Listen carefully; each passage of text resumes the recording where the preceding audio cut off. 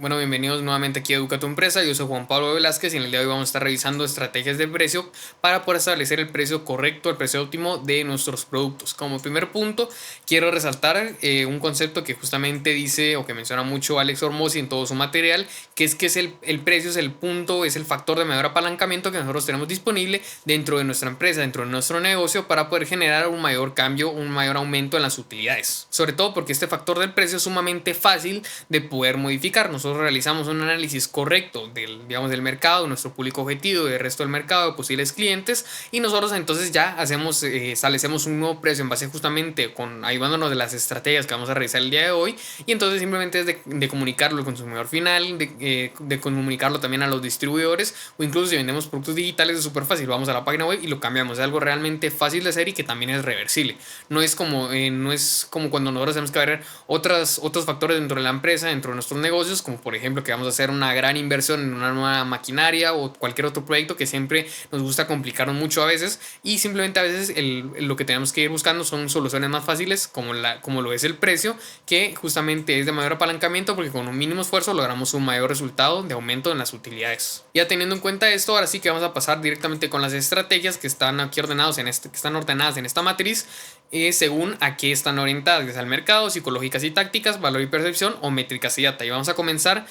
con el primer sector, que sería mercado, y vamos a ir revisando qué es y un ejemplo de cada uno. Pero para poder revisar el resto de ejemplos y más información, todo está disponible completamente gratis en la descripción del video en una carpeta de Drive para que puedan acceder y revisarla nuevamente o mientras que miran este video con el resto de ejemplos también. Y vamos a comenzar con la primera estrategia, que es que vamos a basar nuestro precio en la competencia siguiendo el precio líder. ¿Y a qué nos referimos con precio líder? Pues simplemente es que nosotros vamos a tomar como líder, vamos a tomar como referencia o como base el precio del producto del competidor o de la marca más grande de nuestra industria o de nuestra categoría. O sea, la marca que tenga más market share o que tenga más cuota de mercado. Entonces nosotros vamos a poner nuestro precio igualando o variando un porcentaje por debajo o sobre el precio del líder. Y en este caso, para poder poner un ejemplo claro, vamos a tomar en cuenta o vamos a imaginar que Samsung es, digamos, el líder, el que más market share, más cuota de mercado tiene dentro del área de los smartphones, dentro de la categoría de smartphones, y nosotros somos Xiaomi, otra marca. Entonces,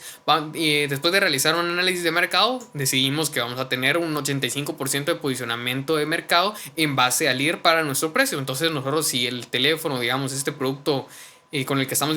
compitiendo directamente, Samsung, cuesta $1000, por ejemplo, entonces nosotros vamos a establecer nuestro precio, si es un 85%, en $850, que es un 85% de los $1000 del precio líder. Si nos queremos posicionar por arriba, entonces imaginemos un 110%, nuestro precio tendría que ser de $1100, y entonces vamos variando en base también a las fluctuaciones del precio que tenga también el precio líder. Ahora, la segunda estrategia es la de precio de penetración, en la cual nosotros vamos a entrar justamente con un precio bastante bajo, bastante accesible, para poder ganar bastante público. Ya teniendo un público, un mercado bastante sólido, entonces ya vamos a poder entonces ir aumentando el precio de manera progresiva. Y un ejemplo claro de esto es Amazon Prime, que entró digamos en el mundo del streaming, de películas, series y todo eso, con un precio por debajo de $3, mientras que otros servicios como por ejemplo Netflix o HBO o también Disney Plus estaban en alrededor de $10 o $11. Entonces sí hay una diferencia bastante significativa. Entonces permitió que un gran público se permitiera o se diera la oportunidad de probar el producto, y luego progresivamente ya fueron subiendo el precio, pero ya teniendo justamente un público bastante consolidado. Lo mismo que hizo Campero y Netflix cuando vendía DVDs, como están ahí el resto de ejemplos. Luego, la tercera estrategia, que es la premium, es un precio alto sustentado por marca y también por la calidad del producto, en la cual entonces nosotros vamos a tener varios ejemplos, como está aquí las marcas de lujo, los carros de lujo. Pero por ejemplo en este primer ejemplo, que es el iPhone, entonces está sustentado por la marca porque es un teléfono de Apple, el precio es muy superior a un teléfono de Android en muchos casos, y también por la calidad, digamos, de la calidad de la cámara, la calidad del sistema, qué tan interactivo realmente es, qué tan fácil es de usar. Entonces todo este tipo de factores que sustentan calidad y marca entrarían como parte de esta estrategia premium. Entonces, si nosotros tenemos un producto que realmente tenga características que le aporten mucho valor, tanto funcional como más allá por el tema de marca al consumidor, entonces nosotros podemos utilizar esta estrategia para tener un precio elevado. Ahora vamos a pasar al segmento de las estrategias que están orientadas a temas psicológico y táctico, y la primera estrategia estrategia es la de precio psicológico, donde nosotros vamos a utilizar un precio que va a ser percibido, que parece bajo, que es bastante, pues digamos, atractivo, aunque realmente la diferencia con un precio más estándar sea mínima. Y el primer ejemplo aquí que tenemos es de los AirPods, que por ejemplo en este caso cuestan $179 al público, no 180, no 200, y justamente que hay un sesgo psicológico bastante interesante que dice que cuando un número termina en 9 a nivel de precios es percibido como más bajo, porque todavía pensamos como 170 y algo, no 180 ni 200, todavía 170 y algo, no llega a la siguiente unidad completa, por decirlo así. Entonces también esto se potencia si todavía tiene un número impar antes de este último 9 que tiene acá, entonces te percibe todavía como más bajo porque aún no llega a la siguiente unidad grande, por decirlo así. Lo mismo pasa con los combos de McDonald's y los precios de, por ejemplo, de consolas o de ese tipo de productos como la PlayStation, el Xbox y todo eso. Entonces ahora pasamos con la siguiente estrategia, que sería la de anzuelo, donde nosotros vamos a presentar un producto bastante económico, bastante accesible y que tal vez no nos generen un gran margen a nosotros, pero nos va a servir como entrada para entonces poder venderle muchos más productos complementarios o extras que sí nos aporten un mayor margen con el tiempo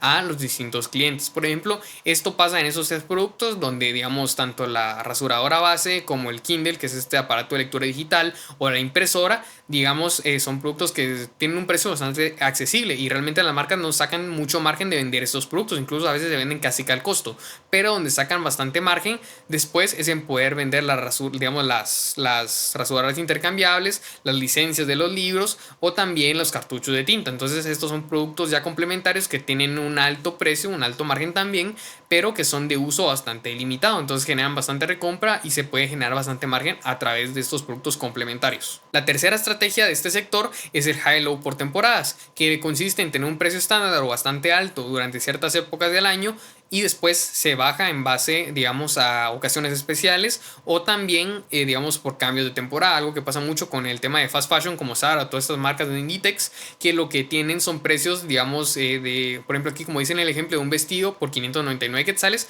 y es de la colección de verano y luego cuando ya tiene que entrar ya la siguiente colección, pues hacen rebajas bastante agresivas para deshacerse de este inventario y que no se quede sin vender. Entonces justamente lo vemos cuando cambia de temporada, que temporada de otoño, que temporada de invierno, entonces les sirve para poder generar flujo de caja y también poder liberar bastante inventario sin tener que tampoco sacrificar demasiado como se hace en otros sectores. Entonces también esto hace Best Buy, pero por ejemplo lo hace con productos, por ejemplo computadoras, pero más para tema de fechas especiales como Black Friday, Navidad o el Cyber Monday. Ahora en el tercer sector, que es de valor y percepción, en la primera estrategia es la de valor percibido, en la cual nosotros vamos a vender no en base al costo, sino en base al valor que pueda aportar el producto al consumidor. Por ejemplo, un café de Starbucks realmente cuesta entre 30 y 50 centavos realizar, poder, digamos, costearlo, pero el precio público es de 3.95 o 6.50 algunos cafés. Obviamente la gente que compra Starbucks no compra, digamos, necesariamente por la calidad del café, que se puede encontrar tal vez la misma calidad o más en otros lugares, en otras cafeterías, en otras ventas de cafés,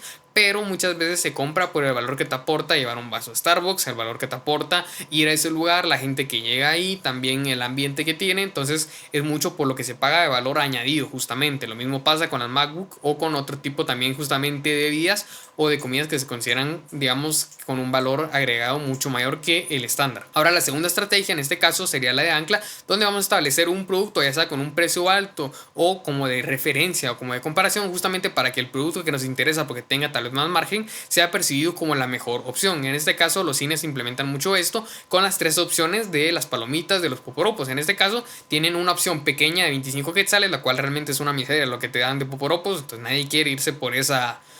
opción. Luego tienen la versión, digamos, mediana y la grande. Entonces uno piensa, uno siempre tal vez mira la mediana, que es la en medio, la opción más segura, por decirlo de alguna manera. Y entonces, si mira que la grande, que realmente trae mucho más producto, por solamente 2 quetzales más, entonces uno se termina diciendo por la versión grande, porque dice, para pagar 2 quetzales más, por lo menos que me traiga mucho más. Entonces,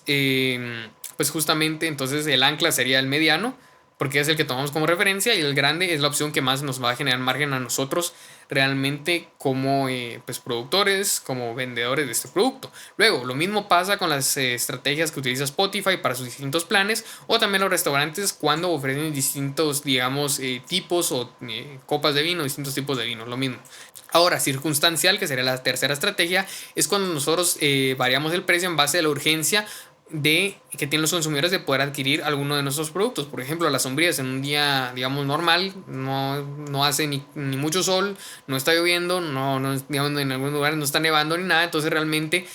no se necesita una sombría, nadie va a pagar mucho dinero por una sombría, pero si nosotros entonces después digamos, está lloviendo o hace mucho sol, estamos en la playa, posiblemente sí querramos una sombría. Y si hay poca gente que vende la sombría, o por la urgencia que tenemos nosotros de comprar una sombría, entonces estamos dispuestos a pagar más. Y entonces nosotros como vendedores podemos tenemos que aprovechar esto para poder también subir nuestros precios en estos momentos de urgencia que tiene el consumidor. Lo mismo hace Uber cuando está en horas normales y en horas pico, o los boletos de algún evento cuando se acerca ya la fecha de realizarse el evento. Ahora vamos a pasar al siguiente segmento, que sea el de métricas y data. Es esencial, al igual que para el resto, pero en este específicamente, que nosotros podamos tener tanto mucha información, la mayor cantidad de información disponible que podamos, para poder realizar un análisis completo tanto de nuestros productos a nivel histórico como el resto del mercado, y así poder sacar conclusiones mucho más sólidas de qué cambios vamos a realizar y que todo esté sustentado por datos, que es lo importante. Y para esta estrategia específica de elasticidad histórica, nosotros vamos a analizar justamente el factor de elasticidad. ¿Y qué es la elasticidad?